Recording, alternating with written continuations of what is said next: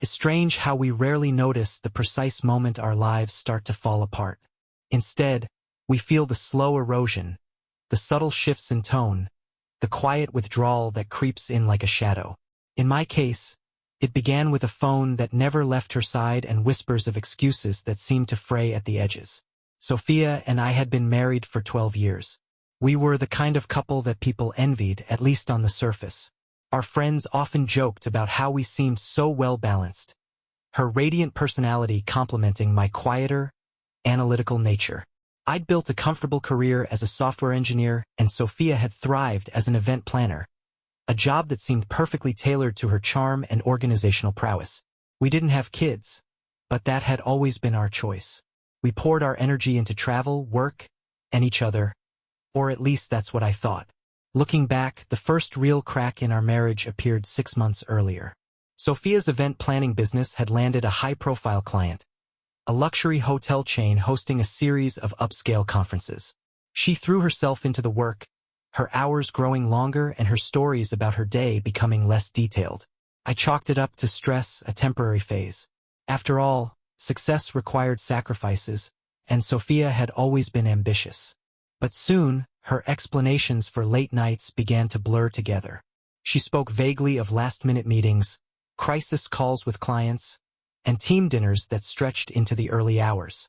Her phone, once an open book lying casually on the kitchen counter, became an extension of her hand. Notifications were muted, passwords changed, and any attempt on my part to question her was met with an exasperated sigh or a reminder that she was doing it all for us.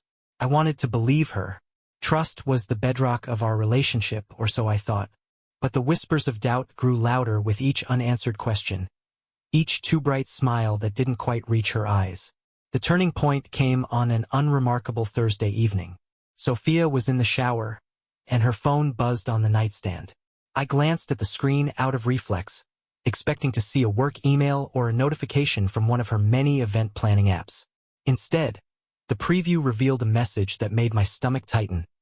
"Can't wait to see you again. Last night was amazing." The sender's name was L. Nothing more, nothing less.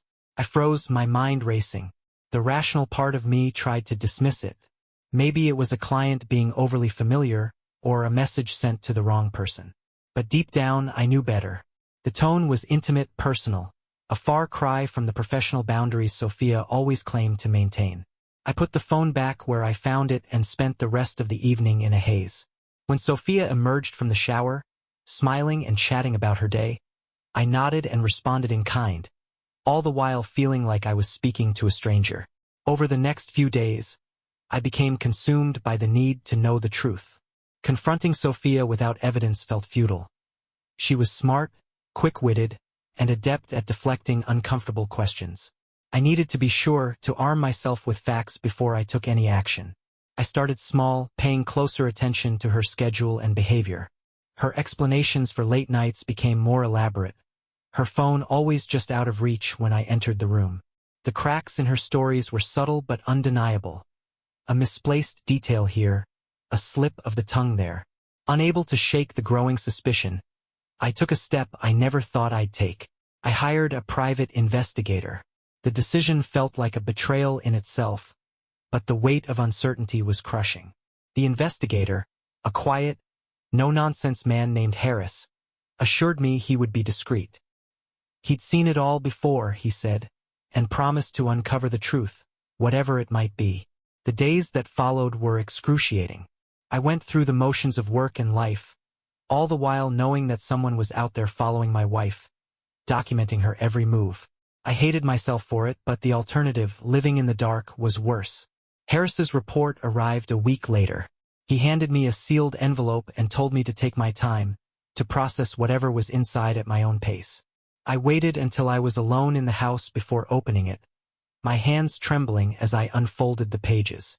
The report was thorough, methodical, and devastating. Photographs showed Sophia meeting a man outside a hotel, their body language unmistakably intimate. Other images captured them at a secluded restaurant, leaning in close as they talked. The man, L, I presumed, was identified as Lucas Bennett, a regional manager for the hotel chain Sophia had been working with. Harris's notes detailed their rendezvous, from dinner dates to nights spent at the same hotel where Sophia claimed to be holding client meetings. I stared at the evidence, a storm of emotions raging inside me. Anger, betrayal, heartbreak, all tangled together in a knot I couldn't untangle. The woman I had loved, trusted, and built a life with was leading a double life, and I was left to pick up the pieces. Once the initial shock wore off, a cold, steely determination took its place. I wasn't going to confront Sophia in a fit of rage, nor was I going to beg her for answers. If she thought she could manipulate her way out of this, she was sorely mistaken. I wanted her to feel the weight of her choices, to understand the full extent of what she had done. I began gathering my own evidence, compiling a file that included Harris's report, copies of our financial records, and a detailed timeline of Sophia's activities. I consulted a lawyer, ensuring that I was protected in the event of a divorce. I also started documenting our interactions, noting every lie, every inconsistency, every sign of her betrayal. But even as I planned my next steps, I couldn't shake the feeling that there was more to the story. Lucas Bennett wasn't just some fling. He was connected to Sophia's work, her clients, her world. The affair felt too calculated, too entwined with her professional life to be purely emotional. There was something deeper at play, and I was determined to uncover it. The stage was set. The pieces were in motion. And soon Sophia would see just how much her lies had cost her. The weight of the truth was crushing, but I knew I couldn't avoid it any longer. Sophia's betrayal wasn't just a suspicion now. It was fact, staring back at me in the form of photos and timestamps. I felt like a spectator in my own life, as though the past 12 years had been a play written by someone else, and I had simply followed the script without question. The hardest part was pretending everything was normal while I planned my confrontation. I needed the timing to be perfect. Bursting out in anger or accusation would give Sophia room to deflect, to twist the narrative into something that suited her. I needed her to face the undeniable reality of her choices. I decided to confront her on a Saturday evening, when neither of us had any obligations. I spent the day going over every detail of Harris's report, memorizing the dates and locations, preparing myself for whatever excuses or justifications she might throw at me. My mind kept replaying those photographs. Sophia with Lucas, their heads close together, smiles on their faces. It was the kind of image that should have brought joy, but instead, it burned with betrayal. When Sophia returned home that evening, she was carrying a bag from one of her favorite boutiques. She looked radiant, her smile as bright as ever, but I saw the cracks in her facade now. Every laugh, every casual comment, felt rehearsed. I waited until she was settled in the living room, sipping her glass of wine, before I made my move. I walked in, holding the folder with Harris's report in my hand. Without a word, I placed it on the coffee table in front of her. Sophia's smile faltered, her eyes flicking to the folder and then back to me. She hesitated before picking it up, her hands trembling slightly as she flipped through the contents. Her reaction was a mix of shock, guilt, and panic. She tried to speak, but the words caught in her throat. I stood there, silent, waiting for her to say something, anything, that might make sense of the mess she had created. But there was no explanation, no justification that could erase what I had seen. When she finally found her voice, her words were a jumble of denials and deflections. She claimed it wasn't what it looked like, that I was misinterpreting the photos, that Lucas was just a colleague and the meetings were purely professional. But the evidence told a different story, one that couldn't be dismissed with a few hollow excuses. As she spoke, her tone shifted from defensive to pleading. She apologized over and over, saying she never meant to hurt me, that it had been a mistake, that she didn't know how things had gotten so out of hand. But her words felt empty, a desperate attempt to salvage what was left of our marriage. The woman I had trusted more than anyone else had betrayed me, and there was no going back from that. I told her as much, my voice calm but firm. I laid out the facts, pointing to the photos, the timestamps, the documented evidence of her lies. I asked her why she had done it, what had driven her to risk everything we had built together. Her answer was as vague as her excuses. She spoke of feeling neglected, of wanting excitement, of getting caught up in something she couldn't control. But none of it felt like the truth. As the confrontation unfolded, a new layer of the betrayal began to emerge. Sophia's affair with Lucas wasn't just a personal failing. It was tied to her professional life in ways I hadn't anticipated. She admitted that Lucas had been instrumental in securing the luxury hotel chain as a client for her event planning business. Their relationship had started as a professional partnership, but it had quickly crossed the line into something more. The realization hit me like a punch to the gut. Sophia hadn't just betrayed me. She had compromised her integrity, her career, and the trust of her clients. The woman I thought I knew, the driven, ambitious professional who took pride in her work, had risked it all for a man who was little more than a con artist. After hours of tense conversation, it became clear that our marriage was over. There was no trust left to salvage, no foundation on which to rebuild. Sophia begged for another chance, promising to cut ties with Lucas and focus on repairing our relationship. But I couldn't bring myself to believe her. The damage was too great, the lies too many. The next morning, I contacted my lawyer and initiated the divorce process. I also made arrangements to separate our finances and secure the house. Sophia's reaction was a mix of anger and despair, but I stood firm. This wasn't about punishing her. It was about protecting myself and starting over. Just when I thought the worst was behind me, an unexpected twist turned everything on its head. A few days after the confrontation, I received a call from Harris. He sounded uneasy, his usual professional demeanor replaced by something closer to concern. He told me that his investigation into Lucas had uncovered something troubling, something that went beyond the affair. Lucas wasn't just a regional manager for the hotel chain. He was involved in a series of fraudulent activities, using his position to embezzle funds and manipulate contracts. Harris had discovered evidence suggesting that Sophia might have unknowingly, or perhaps knowingly, been complicit in his schemes. Her role as an event planner had given her access to sensitive information, and Lucas had used their relationship to exploit it. The implications were staggering. If Sophia had been involved, even peripherally, she could face legal consequences. And if her clients found out, her career would be ruined. The woman who had once been the picture of professionalism and integrity was now entangled in a web of deceit and potential criminal activity. I spent the next few days grappling with the new information, unsure of how to proceed. Confronting Sophia again felt pointless. She had already proven she couldn't be trusted. Instead, I focused on protecting myself, documenting everything Harris had uncovered and consulting my lawyer about the potential ramifications. Meanwhile, Sophia's behavior became increasingly erratic.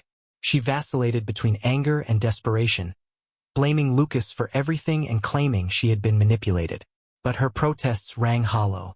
Whether she had been a willing participant or a pawn in Lucas's schemes, the fact remained that she had lied to me, betrayed me, and jeopardized everything we had built together. As I prepared for the next phase of the divorce, I couldn't shake the feeling that the story was far from over. Lucas's influence over Sophia ran deeper than I had realized, and I had a sinking suspicion that his reach extended far beyond our marriage. The truth, it seemed, was still waiting to be uncovered. The days following Harris's revelation felt surreal. I had thought uncovering the affair was the end of the nightmare, but it turned out to be just the beginning. What started as a personal betrayal had spiraled into something much darker and far-reaching. Lucas wasn't just a manipulator. He was a criminal, and Sophia had been caught in his orbit. Whether willingly or not, she had become entangled in a web of deceit that threatened to pull everything down with her. I couldn't ignore the mounting evidence. Harris's findings were damning, painting Lucas as a man who thrived on exploitation. He had used his charm and professional position to manipulate not just Sophia, but several others who had unknowingly, or in some cases knowingly, become part of his schemes. Contracts altered, funds redirected, kickbacks concealed, all of it carefully orchestrated to siphon money into accounts tied to shell companies. Sophia's role wasn't central, but it was significant. The emails and messages Harris unearthed suggested she had facilitated some of these transactions, likely at Lucas's behest. Her event planning work provided the perfect cover, giving Lucas access to high-profile venues and clients. The implication was clear. Sophia wasn't just cheating on me. She was complicit in fraud. Whether she knew the full extent of Lucas's schemes or was merely a pawn didn't matter to those looking for someone to blame. And that's when I realized the danger wasn't just hers to bear. It could spill over onto me. I had to act fast. First, I went to my lawyer and laid everything on the table. I explained the new findings and expressed my concerns about how deeply Sophia's actions could implicate me. While I had no involvement in her work or Lucas's schemes, the fact that we were still legally married made me vulnerable to collateral damage. My lawyer reassured me that as long as I maintained a clear and documented separation of finances, I would be safe. But it wasn't just about legality anymore. It was about safeguarding my reputation and my life. Next, I began preparing for what I called the worst-case scenario. I created a digital archive of all the evidence Harris had gathered, along with records of every financial interaction between Sophia and me. I even went as far as withdrawing half the money from our joint savings account and placing it in a secure account under my name. It felt cold and calculated, but I had to think practically. If Sophia's actions came to light, I couldn't afford to be dragged down with her.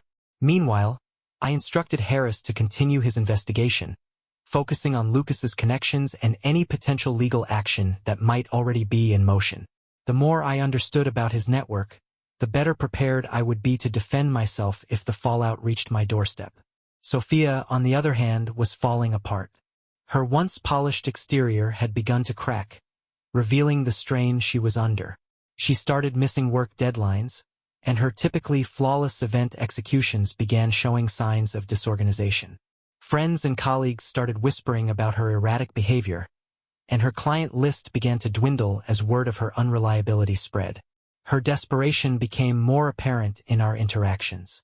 She called and texted incessantly, begging me to reconsider the divorce and insisting that we could get through this together. I ignored most of her messages, unwilling to engage with someone who had lied to me so profoundly.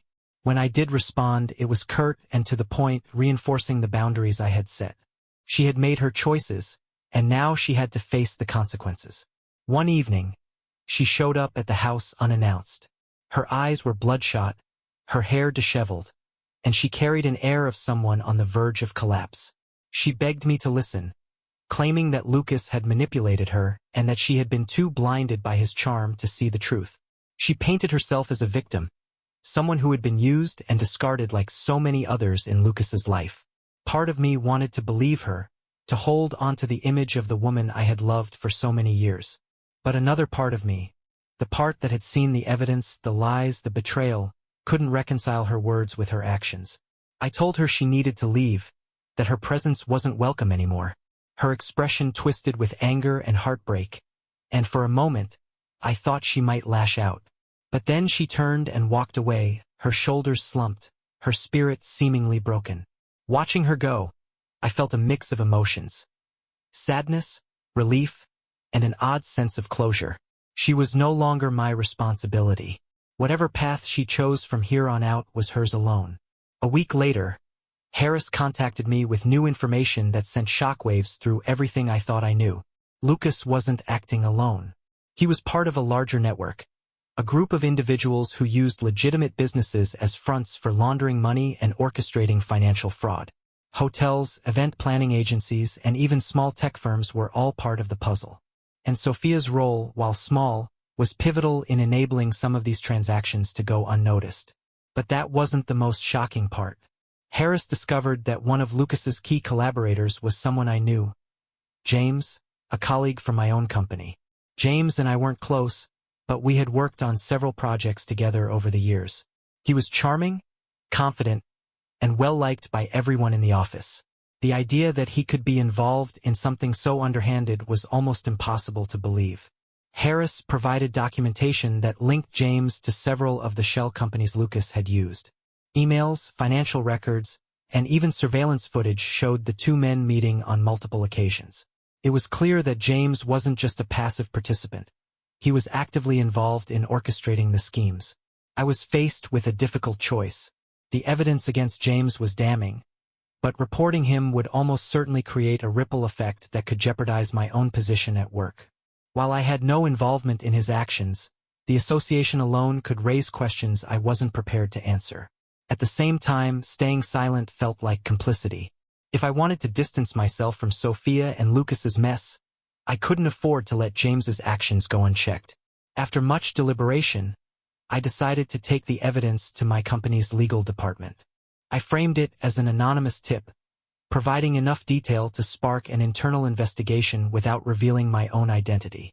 Within days, James was placed on administrative leave, and whispers of an impending criminal probe began circulating through the office. The fallout was swift. James's connections to Lucas were exposed, and his reputation was irreparably damaged.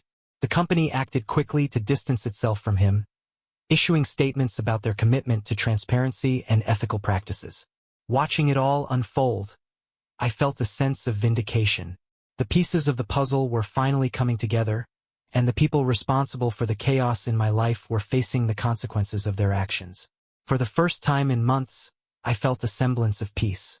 Sophia's influence over my life was fading, Lucas's network was crumbling, and I had taken steps to protect myself from any further fallout. But even as I began to rebuild, a nagging feeling remained. A sense that the story wasn't over yet.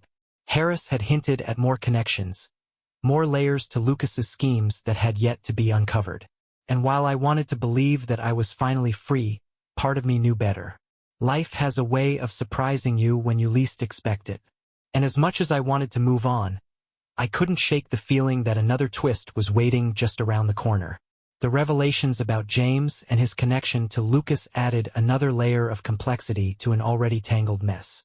I had thought that exposing James would bring some closure, but instead, it felt like pulling on a loose thread that threatened to unravel everything around me. The weight of what I'd uncovered bore down on me, and I couldn't shake the feeling that the worst was yet to come. Harris had been cautious about his next steps. His investigation had led him to uncover not just Lucas's network, but whispers of others involved, people in positions of power who had far more to lose if the truth came out. He warned me to stay vigilant, to avoid drawing unnecessary attention to myself. But it was easier said than done. The deeper we delved, the clearer it became that this wasn't just a personal betrayal or even a localized crime. It was a systemic rot, spanning multiple industries and people I never would have suspected. Started with a phone call late one evening. The number was blocked, the voice on the other end low and deliberate. The caller didn't introduce themselves, but their message was clear. Stop digging, or there would be consequences. They didn't elaborate on what those consequences might be, but the implied threat was enough to send a chill down my spine. I hung up without responding, my heart racing as I tried to process what had just happened. The next day, Harris confirmed my suspicions. He had received similar warnings, though his were less subtle. Someone had left a note on his car windshield. A simple message scrawled in bold black ink, "Back off." Harris, ever the professional, assured me that he had dealt with worse in his line of work. But his calm demeanor did little to ease my growing anxiety. The stakes had shifted, and it was no longer just about uncovering the truth. It was about survival. Amid the escalating tension, Sophia re-entered the picture in an unexpected way. I had kept my distance from her since the divorce proceedings began, limiting our interactions to the bare minimum required to finalize the paperwork.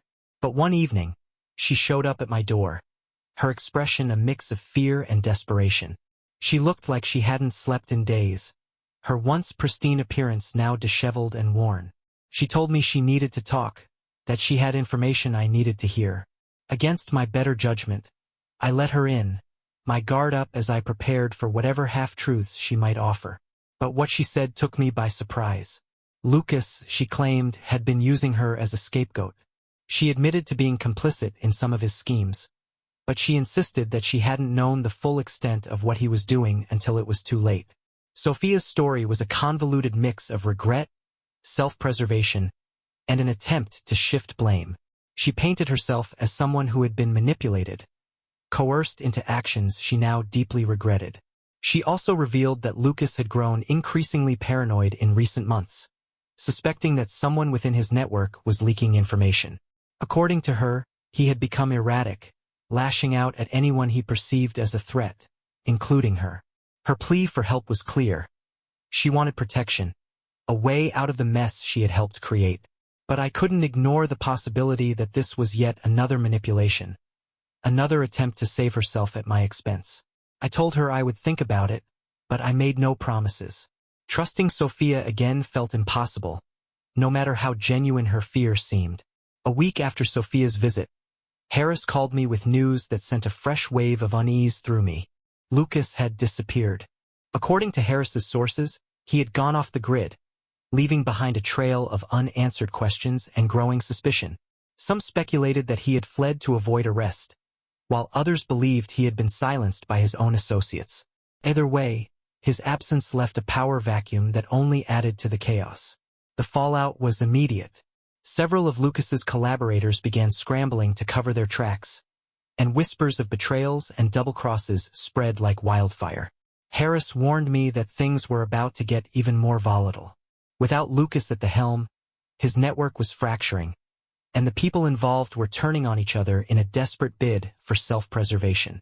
I couldn't help but feel a grim satisfaction at the thought of Lucas's empire collapsing. But that satisfaction was tempered by the knowledge that I was still connected to it, however tangentially. Sophia's involvement, my association with James, the threats I'd received. It all tied me to a web I desperately wanted to escape. The breaking point came one evening when I returned home to find my front door slightly ajar. My heart raced as I stepped inside, my senses on high alert. The house was eerily quiet, every shadow and creak amplified by my growing paranoia. I moved cautiously through each room, my stomach sinking as I realized that someone had been there. Nothing appeared to be missing, but it was clear that the intruder hadn't been looking for valuables. Drawers had been rifled through, papers scattered, and my laptop, which I had left on the desk, was gone.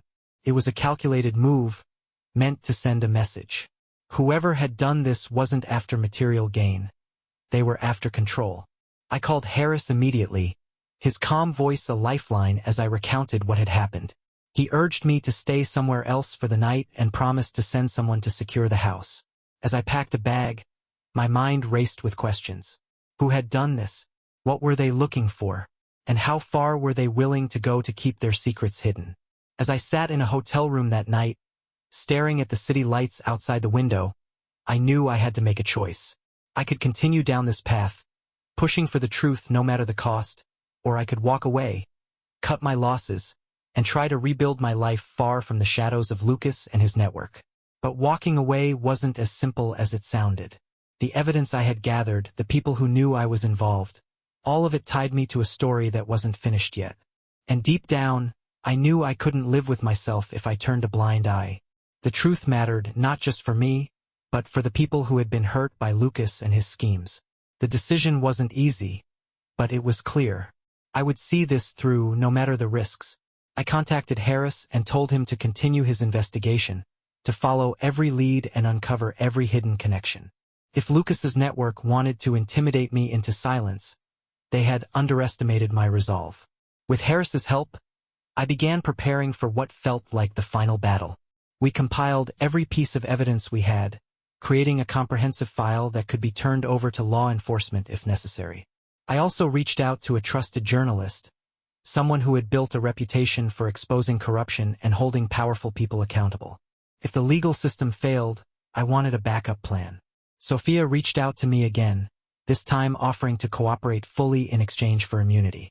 Her desperation was palpable, but so was her sincerity. Whether out of guilt or self-preservation, she seemed genuinely committed to helping bring Lucas's network down. I agreed to let her assist, but only under strict conditions. Trusting her completely was still out of the question, but her insider knowledge could prove invaluable. As the pieces fell into place, I felt a renewed sense of purpose. The fear and uncertainty that had plagued me for months were still there, but they were tempered by determination. This wasn't just about revenge or vindication anymore. It was about justice, about exposing the truth and ensuring that people like Lucas couldn't continue to exploit and manipulate others. The weeks that followed felt like the calm before a storm. Every move I made, every decision I took, carried the weight of knowing that I was walking a razor-thin line. Harris's investigation had exposed so much, yet it felt like there were still secrets buried just out of reach. Lucas's network was unraveling. Sophia was teetering on the edge of collapse, and I was caught in the middle, trying to protect myself while uncovering the truth. The intrusion at my home had been the wake-up call I needed. I doubled down on security, both physical and digital, and made sure that all the evidence Harris and I had gathered was securely stored in multiple locations. If anything happened to me, I wanted to ensure that the truth wouldn't be buried along with me. The first major breakthrough came when Sophia arranged a meeting with one of Lucas's former associates. She had been reluctant at first, but as the walls closed in around her, she realized that cooperating with me was her best chance at salvaging whatever was left of her life. The meeting was set for a neutral location, a small, nondescript cafe on the outskirts of the city. The man we met, identified only as Daniel, was a nervous wreck. He kept glancing over his shoulder, his hands trembling as he stirred his coffee. But once he started talking, the floodgates opened. Daniel had been one of Lucas's accountants, tasked with managing the flow of money through the shell companies. He confirmed much of what Harris had already uncovered, but added new layers of detail that painted an even darker picture. Lucas's operations weren't just about financial fraud. There were connections to blackmail, bribery, and even human trafficking. The money that flowed through his network wasn't just disappearing into offshore accounts. It was funding illegal activities that destroyed lives. Daniel claimed that Lucas had powerful allies, politicians, business leaders, and law enforcement officials who had a vested interest in keeping his operations running smoothly. These allies were the ones who truly scared him. Lucas might have been the face of the operation, but the people behind him were far more dangerous. As Daniel spoke, I realized the enormity of what I was up against. This wasn't just about exposing Lucas and his crimes. It was about taking on a system that had allowed him to thrive. The evidence I had gathered was a start, but it wasn't enough to bring down the people who had enabled him. If I wanted to see justice served, I would need to take a far greater risk. Harris and I decided to go public. We coordinated with the journalist I had contacted earlier, a seasoned investigative reporter named Karen Blake. Karen had a reputation for fearless reporting, and she immediately recognized the significance of what we were bringing her. Over the course of several weeks, she worked tirelessly to verify the evidence, conducting her own interviews and digging into the connections Daniel had revealed. The day the story broke was unlike anything I had ever experienced. The exposé, published across multiple platforms, sent shockwaves through the business and political worlds. Names were named, connections exposed, and the public backlash was swift and furious. Lucas's network, once a well-oiled machine, crumbled under the weight of scrutiny. Several of his associates were arrested, and investigations were launched into the politicians and business leaders implicated in the scandal. Sophia's involvement in the story was unavoidable. Her name appeared in the exposé, though Karen had been careful to frame her as a minor player manipulated by Lucas. While this portrayal earned her some public sympathy, it didn't absolve her of responsibility. The clients she had betrayed cut ties with her, and her career in event planning was effectively over. She avoided criminal charges by cooperating fully with law enforcement, providing testimony that helped solidify the case against Lucas and his associates. Our divorce was finalized shortly after the story broke. Sophia moved out of state, seeking a fresh start far from the scandal that had consumed her life. She sent me a letter before she left, apologizing once again for everything she had done and expressing hope that I could find peace. I read it once and then filed it away, unsure if I would ever look at it again. Just when I thought the story had reached its conclusion, life threw me one final curveball. Harris called me late one evening with news that made my blood run cold. Lucas had been found dead in an abandoned warehouse on the outskirts of the city. The official cause of death was ruled a suicide, but the circumstances were suspicious. There were no signs of a struggle, yet the scene felt staged, as if someone wanted to send a message. The timing couldn't have been a coincidence. Lucas's death came just days before he was set to testify against some of the more powerful figures implicated in the scandal. His death silenced a key witness and left many questions unanswered. It also left me with an uneasy feeling that I had only scratched the surface of the corruption I had stumbled into. In the months that followed, I worked to rebuild my life. The house that had once been a symbol of my marriage became a project, a way to reclaim my sense of identity. I repainted the walls, replaced the furniture, and filled the space with things that brought me joy. It was a slow process, but each small change felt like a step toward healing. Ethan, my younger brother, became a constant presence in my life. He had always been my rock, and in the aftermath of everything, his support meant more than ever. We spent hours talking, laughing, and rediscovering the simple pleasures of life. It was a reminder that even in the darkest times, there is light to be found. Looking back on everything, I realized that the experience had fundamentally changed me. I had seen the worst in people, their greed, their betrayal, their willingness to sacrifice others for their own gain. But I had also seen resilience, courage, and the power of truth. Harris, Karen, and even Sophia in her own way had shown me that redemption and justice were possible, even in the face of overwhelming odds. The scars of the past remained, but they no longer defined me. They were a part of my story, a reminder of what I had endured and overcome. As I stood on the porch of my newly renovated home, watching the sunset paint the sky in shades of gold and crimson, I felt a sense of peace I hadn't known in years. Life would never be the same, but that was okay. I had found my way through the darkness, and for the first time in a long time, I was ready to embrace whatever came next.